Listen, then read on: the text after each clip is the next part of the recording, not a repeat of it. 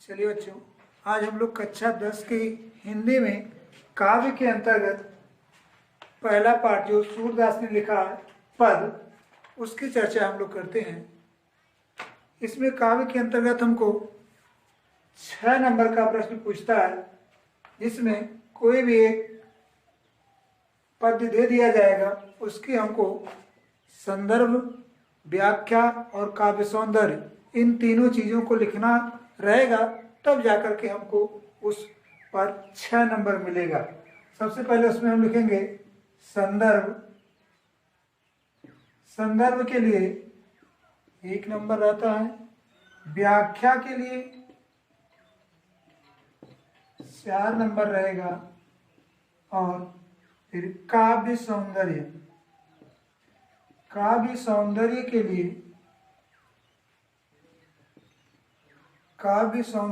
लिए 1 नंबर। इस तरह से पद से हमको कुल 6 नंबर का प्रश्न रहेगा और 3 नंबर की जीवनी 6 3 9 नंबर का हमको काव्य से आता है। तो हम शुरू करते हैं सूरदास का, जो पहले काव्य में पहले कवि हैं सूरदास, उनकी रचना पद से। पहला है इनका पद। चरण कमल बंदो हरियाई, जाकी कृपा पंगु गिरि लंघय, अंधे को सब कुछ दर्शाई, बहिरौ सुनय गूंग पुनि बोले, रंक चलय सिर छत्र धराई, सूरदास स्वामी करुणा में, बार बार बंदौ तिहि पाई। तिहि पाई। सूरदास जी कहते हैं, मैं भगवान श्री कृष्ण के उस कमलवत चरणों की वंदना करता हूँ। किस कमलवत चरणों की? जी जाकी कृपा, जिस कमलवत चरणों की कृपा से पंगु गिरि लंघय, लंगड़ा व्यक्ति पर्वत को नाग जाता है, अंधे को सब कुछ दर्शाई, अंधा व्यक्ति संसार की हर वस्तु देखने लगता है, बहिरौ सुने, उन चरणों की कृपा यदि बहरे व्यक्ति पर भी हो जाती है तो बहरा व्यक्ति भी सुनने लगता है। गूंग पुनि बोले, गूंगा व्यक्ति भी उन चरणों की कृपा से पुनः या फिर से बोलने लगता है। रंक चले सिर छत्र धराई, गरीब से गरीब या दरिद्र से दरिद्र व्यक्ति भी उन चरणों की कृपा से अमीर बन जाता है या राजाओं की तरह सर पर छत्र धारण करके चलने लगता है। सूरदास जी कहते हैं, ऐसे करुणामय दयालु स्वामी भगवान, सूरदास जी कहते हैं कैसे दयालु करुणामय भगवान श्री कृष्ण के उन चरणों की तिहि पाई, पाई माने होता है चरण या पैर, उन तिहि माने उन भगवान श्री कृष्ण के उन चरणों की मैं बार बार क्या करता हूँ? वंदना करता हूँ। किन चरणों की वंदना करता हूँ? जिन चरणों की कृपा से, जाकी कृपा, जिन चरणों की कृपा से लंगड़ा पर्वत नाग जाता है, अंधे को हर वस्तु दिखाई देने लगती है, बहरा फिर से सुनने लगता है, गूंगा फिर से बोलने लगता है, गरीब धनवान हो जाता है या दरिद्र व्यक्ति राजाओं की तरह सिर पर छत्र धारण करके चलने लगता है, अर्थात धनवान हो जाता है। सूरदास जी कहते हैं, ऐसे स्वामी भगवान श्री कृष्ण की उस करुणा में भगवान श्री कृष्ण की चरणों की मैं बार बार वंदना करता हूँ। तो इस तरह से इससे केवल आपको 4 नंबर मिलेंगे। आपको 1 नंबर संदर्भ के लिए मिलेगा और संदर्भ में आपको लिखना रहेगा प्रस्तुत। आप यहाँ चाहे पद्यांश लिख सकते हैं, पद्यांश अथवा पद्यावतरण,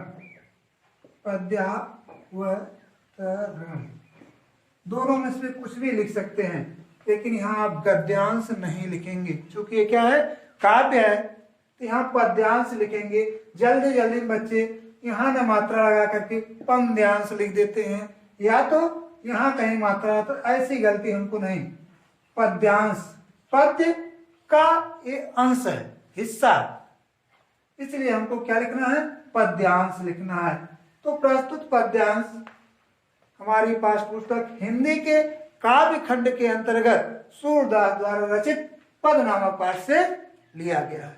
इतना आप लिखेंगे। इसमें भगवान श्री कृष्ण के चरणों की महिमा का वर्णन किया गया है अगली लाइन से। बस उसके बाद आप सीधे व्याख्या पर आ जाएंगे और व्याख्या करेंगे, तब आपका 5 नंबर हुआ। और अंत में व्याख्या करने के बाद आपको हेडिंग डालनी पड़ेगी काव्य सौंदर्य। और काव्य सौंदर्य के लिए हमको नहीं सब कुछ तो कम से कम 4 चीजों का ध्यान रखना चाहिए। एक तो उस कवि की भाषा क्या है, जिस भाषा में उस पद की रचना की गई है, भाषा हमको लिखना रहता है। तो सूरदास की भाषा क्या है, ब्रज भाषा है, तो उनकी भाषा हम लिख देंगे ब्रज। इसमें रस क्या है, तो भक्ति रस है, रस में हम लिखेंगे भक्ति रस। भाषा हो गया, रस हो गया, छंद में होगा गेय पद। कौन सा छंद है इसमें, तो गेय पद है। रस, छंद, भाषा और एक चीज लिखते हैं अलंकार। कौन सा अलंकार इस पद में प्रयोग किया गया है, तो एक पद में कई कई अलंकार प्रयोग किए रहते हैं, लेकिन शुरू में चरण कमल में आपका रूपक अलंकार है।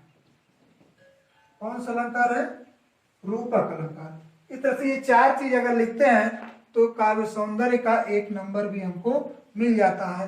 तब जाकर के हमको पूरा का पूरा 6 अंक मिलेगा। इसके अलावा थोड़ा सा और इसमें क्या क्या बताया गया, इसमें भी हम डाल सकते हैं, लेकिन ये 4 चीज होना जरूरी है, तब हमको 6 अंक मिलेंगे। तो ये पहला पद रहा आपका। और दूसरा पद है आपका अविगत।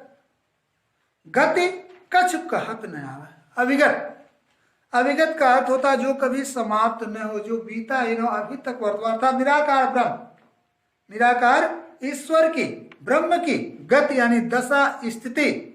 निराकार ब्रह्म की दशा क्या है, उसकी स्थिति क्या है, उसके बारे में कह रहा है मैं क्या बताऊं, उसके बारे में मुझे कुछ कहते ही नहीं बनता, उसके बारे में मैं कुछ कह ही नहीं सकता। ज्यों गूंगे मीठे फल को रस अंतर्गत ही भाव है। जिस प्रकार गूंगा व्यक्ति कोई हो, भूल न सके, गूंगा व्यक्ति कोई हो, उसको अगर कोई मीठा फल दे देता है तो उस फल को खाने से उसको अंदर ही अंदर तो क्या लगेगा, भाएगा, अर्थात अच्छा उसको लगेगा, परम स्वाद, अत्यधिक उसको स्वादिष्ट वो चीज लगेगी। लगातार उसके हृदय में, उसके मन में संतुष्टि उत्पन्न होगी, उसको आनंद मिलेगा। लेकिन अगर उससे पूछ दिया जाए ये फल कैसा था, चूंकि वो है क्या, गूंगा है, इसलिए उस स्वाद के बारे में वो बता नहीं सकता है। ठीक उस गूंगे व्यक्ति की ही तरह उस निराकार ब्रह्म की उपासना करने वाले भक्त की भी स्थिति होती है। वह अपने निराकार ब्रह्म के बारे में उस गूंगे व्यक्ति की तरह कुछ बता नहीं सकता है। तो सूरदास जी कहते हैं मन वाणी को अगम अगोचर, वह निराकार ब्रह्म, उसको हम मन और वाणी से भी व्यक्त नहीं कर सकते, मन से उसको हम जान नहीं सकते, वह दृष्टिगत उस तक हम पहुंच भी नहीं सकते, वह अगम है, वहां तक पहुंचना बड़ा मुश्किल है। अगोचर, वह निराकार ब्रह्म हमारे नजरों के सामने भी नहीं आ सकता था, तो वह दिखाई भी नहीं देता है। सो जाने जो पावे, उस निराकार ब्रह्म की के बारे में वही जान सकता है जो उस निराकार ब्रह्म की उपासना कर चुका है, या जो उस निराकार ब्रह्म की भक्ति कर चुका है, जो उसे प्राप्त कर लिया है, वही उस निराकार ब्रह्म के बारे में जान सकता है। तो सूरदास जी कह रहे हैं रूप रेख गुण जुगति, रूप रेख गुण जाति जुगति बिनु निर आलम्ब कित धावे। सूरदास जी कहते हैं जिस निराकार ब्रह्म का न तो कोई रूप है, न उसकी कोई आकृति या बनावट है, न तो उसका कोई गुण है, न तो उसकी कोई जाति है, न तो उस तक पहुंचने का कोई जुगति जुगाड़ या तरीका है। इन सब के अभाव में, इन सब के बिना, बिनु निर आलम्ब, बिना किसी आलम्ब के, बिना किसी, भाई हमको कहीं भी जाना रहता है, अभी है सर यहाँ से जाना है फला के घर, तो उनका घर किधर है, उनका क्या नाम है, ये सब हमको मिलता है। तो ऐसे जिस निराकार ब्रह्म का न तो कोई आकृति है, न कोई रूप है, न तो उसका कोई गुण है, न तो उसकी कोई जात है, न तो वहां तक जाने का, उस तक पहुंचने का कोई युक्ति जुगाड़ या तरीका है। तो इन सब के अभाव में बिना किसी आधार के मैं किधर उस निराकार ब्रह्म को ढूंढूं, कहाँ उसके लिए, उसको पाने के लिए दौड़ूं। अंत में सूरदास जी कहते हैं सब विधि, हर प्रकार से, हर तरह से उस निराकार ब्रह्म को न प्राप्त करने योग्य हमने पाया। इसीलिए अब विचार करके मैं कह रहा हूँ, इसीलिए सूरदास जी कहते हैं अब मैं अंत में कह रहा हूँ कि अब मैं अवतारी भगवान श्री कृष्ण के पदों का गान कर रहा हूँ। क्यों ऐसा कर रहा हूँ? क्योंकि मैं निराकार ब्रह्म को हर तरह से अगम प्रायः उस तक मैं पहुंच सकता ही नहीं, इसीलिए अब मैं अवतारी, सगुण का मतलब होता है अवतारी भगवान के पदों का गुणगान कर रहा हूं। यहाँ भी क्या है, इसमें भी भक्ति रस होगा। कौन सा रस होगा? संदर्भ तो आप वही लिखेंगे, रस में भी आप लिखेंगे भक्ति रस, और अनुप्रास अलंकार लिख देंगे। अधिकतर जहाँ कोई अलंकार हमारे समझ में न आता हो, वहाँ एक काव्य सौंदर्य का नंबर पाने के लिए अगर जल्दी जल्दी में नहीं समझ में आता है तो अनुप्रास लिख देते हैं, तो उसका भी नंबर हमको मिल जाता है। अनुप्रास अलंकार लिख देंगे। और क्या होगा? छंद में वही रहेगा, भाषा आपकी वही रहेगा, नहीं भक्ति रस, ब्रज भाषा, गे पद छंद है, अलंकार में आप लिखेंगे अनुप्रास, रूपक वहां नहीं लिखेंगे। इस तरह से आपका इसमें से भी 6 नंबर आपको इसमें ए आएगा, तो इसका भी आपको 6 नंबर मिल सकता है। अगले में है थोड़ा सा श्री कृष्ण, अब उनकी बचपना का वर्णन है। भगवान श्री कृष्ण अपने घर पर आंगन में खेल रहे हैं, उसी समय का वर्णन है, और उनके उस लीला को, उनके खेलने की स्थिति को अन्य लोग भी देख रहे हैं। इसका वर्णन करते हुए कवि सूरदास जी कहते हैं, किलकत कान घुटुरुअन आवत, घुटनों के बल यानी बकैया जिसे हम कहते हैं, भगवान श्री कृष्ण हंसते हुए, खिलखिलाकर हंसते हुए घुटनों के बल आ रहे हैं। कहाँ आ रहे हैं? मणिमय कनक, कनक मने होता है सोना, मणिमय मणियों से युक्त,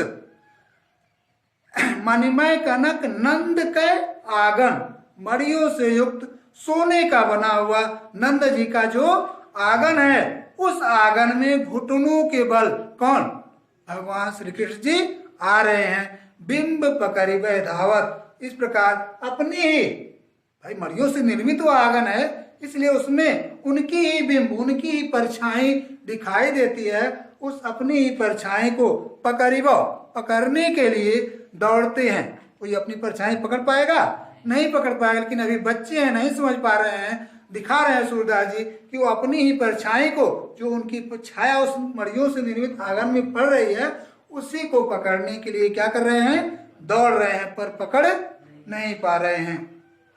काबहु निरख हरि आप छांव, आप छांव का मतलब अपनी ही परछाई को, जो उसमें दिखाई दे रही इनकी परछाई, भगवान श्री कृष्ण कभी उस अपनी ही परछाई को निरख माने देखकर करसव पकड़ना चाहते, अपने हाथों से क्या करना चाह रहे हैं? पकड़ना चाह रहे हैं। कबहु निरख हरि आप छांव को करसव पकड़न चाहते, अपनी परछाई को अपने हाथों से देख भगवान श्री कृष्ण पकड़ने की कोशिश कर रहे हैं, पकड़ना चाह रहे हैं, पर पकड़ नहीं पा रहे हैं। तो किला की हंसत खिलखिला करके हंस देते हैं। जब बच्चे बहुत प्रसन्नता से हंसते हैं तो फिर दांत तो दिखाई देता है। तो किला की हंसत राजत द्वैत, जब खिलखिला करके हंसते हैं तो उनके जो 2 दांत अभी जमे हैं वो दिखाई देने लगते हैं, और वो दोनों दांत वास्तव में बड़ा ही सुंदर इस समय लग रहे हैं। तो किला की हंसत राजत द्वैदतिया पुनि पुनि तिहि अवगात, इधर उनके दोनों दांत बड़े सुंदर लग रहे हैं। इस प्रकार बार बार उसी अपनी परछाई को अवगाहत पकड़ने की कोशिश ये कर रहे हैं, परंतु पकड़ नहीं पा रहे हैं। कनक भूमि पर, कनक माने सोना, सोने की उस नंद जी के आंगन में जो सोने और मणियों से बना हुआ आंगन है, उस सोने की भूमि पर भगवान श्री कृष्ण के कर, पग, कर माने हाथ, पग माने पैर, उनके हाथों की और पैरों की जो परछाई या छाया पड़ रही है, उसे देख कर कह रहा है ऐसा प्रतीत होता है, यह उपमा ऐसा लगता है, ऐसा प्रतीत होता है मानो करी करी प्रतिपद, प्रति माने वस्तु मानो हर कर यानी जहां जहां वो अपना हाथ रख रहे हैं, हर हाथों के नीचे, हर पैरों के नीचे, प्रतिपद, हर पैरों के नीचे, प्रतिमन, हर मड़ियों में, जितनी भी मड़ियां उस आंगन में जड़ी हुई हैं, हर मड़ियों में वसुधा अर्थात पृथ्वी ने कमल बैठकी साजत, भगवान श्री कृष्ण के लिए कमल की बैठकी, बैठकी माने होता है आसन, भगवान श्री कृष्ण के लिए कमल का आसन सजा दियो, ऐसा प्रतीत होता है। बाल दशा सुख नीरक यशोदा, अपने बच्चे के इस खेलते हुए दृश्य को देख करके कितना सुखी थे, कितना प्रसन्नता से हमारा बालक क्या कर रहा है, खेल रहा है। उनके इस स्थिति को, इस सुख को, आनंद को देख कर, निरख माने देख करके, कौन, उनकी माता कौन, यशोदा जी। बाल दशा सुख निरख यशोदा, पुनि पुनि नंद बुलावती, बार बार नंद बाबा को भी क्या करती हैं, बुलाती हैं, क्या करने के लिए कि आइए आप भी देख लिए कितना अच्छी तरह से बालक क्या कर रहा है, खेल रहा है, कितनी क्या क्या कर रहा है, इस स्थिति को आप भी देखिए, आपको भी क्या करे लगेगा, अच्छा लगेगा। तो बाल दशा सुख निरख यशोदा, पुनि पुनि नंद बुलाओ, अपने बेटे की इस स्थिति को देखकर माता यशोदा बार बार नंद जी को भी क्या करती हैं, बुलाती हैं। उसके बाद अचरा तरलय ढांकी सूर्य के प्रभु को दूध पियो, कितनी स्थिति है हमारे उस समय की कि उसके बाद जब बालक खेलते खेलते सख्त थक जाता है, तो माता यशोदा उस बालक को गोद में ले लेती हैं, और गोद में लेने के बाद अपने आंचल से उसको ढक करके उस बच्चे की भूख को शांत करने के लिए क्या करती हैं, दूध पिलाने लगती हैं। इस तरह से आपका ये तीसरा था। इसमें आप देखेंगे कौन सा रस होगा, यहाँ भक्त रस नहीं होगा। यहाँ बच्चे का वर्णन है, किलकारी मार रहा, हंस रहा, खेल रहा है, तो यहाँ क्या होगा, रस आपका बदल जाएगा। रस क्या होगा, वात्सल्य रस। कौन सा रस होगा, वात्सल्य रस होगा। भाषा वही रहेगी, छंद वही रहेगा, और अलंकार में उत्प्रेक्षा अलंकार होगा। कौन सा अलंकार होगा, उत्प्रेक्षा अलंकार। इसके 3 प्रकार होते हैं, फलोत्प्रेक्षा, हेतुत्प्रेक्षा और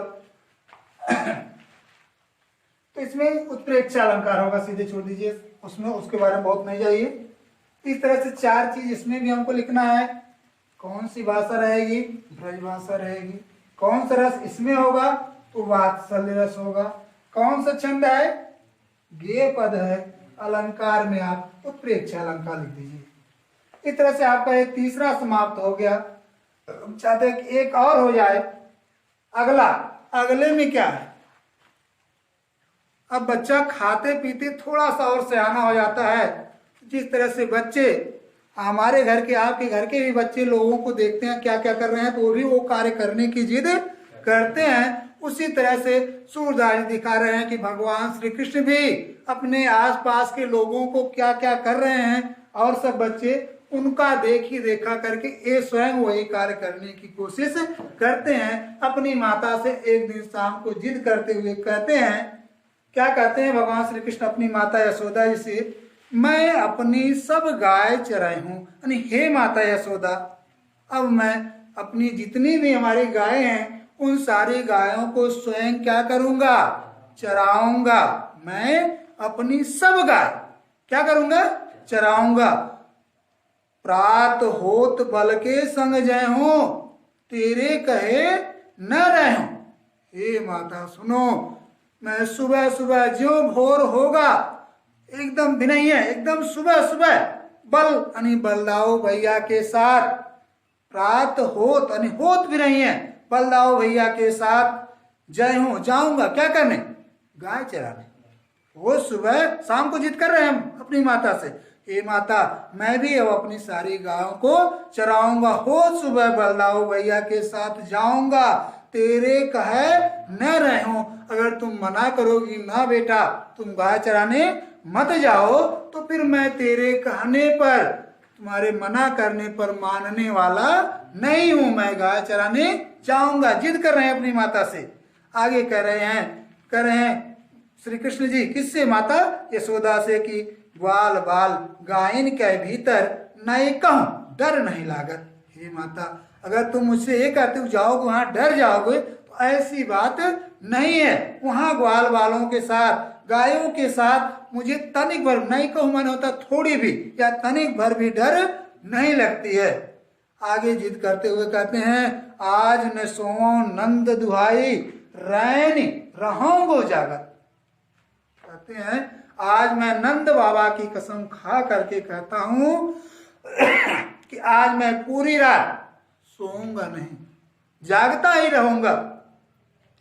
क्या करें?